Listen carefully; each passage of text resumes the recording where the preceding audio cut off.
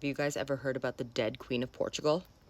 Welcome to Historical Horror, which is not only the genre of all the books that I write, but now a series in which I draw upon my two absolute favorite subjects to bring you the strangest, creepiest, darkest tales from our past. So let's go back to 14th century Portugal. Inês de Castro is a Galician noblewoman.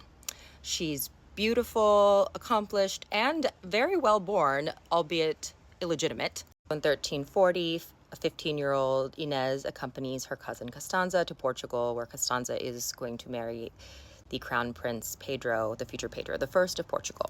And almost immediately, Pedro falls head over heels in love with Inez. The marriage to Costanza goes through and is somewhat successful as far as royal political marriages go, but the entire time he and Inez are carrying on a passionate love affair. They have 4 children together. Inez's brothers become very powerful and influential at court, which ruffles a lot of feathers. One person who is really not pleased with the situation is Daddy. King Afonso IV of Portugal, Pedro's father, was pissed. He decides Inez has to go. So it's 1355, and Inez is living at the Monastery de Santa Clara a Vela in Coimbra with her children.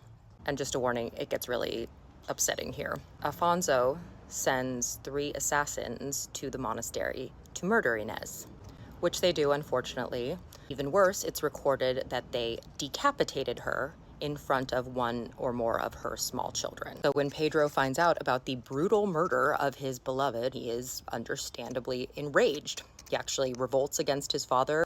There's a brief civil war, but Afonso defeats his son's forces within the year. He forces him to make peace, they sign a truce, and he also forces Pedro to publicly pardon Inez's assassins. However, just months later, Afonso dies, and Pedro, he goes after the assassins. He hunts them down and publicly executes them by ripping out their hearts when they're still alive, because he says they have no hearts after they destroyed his.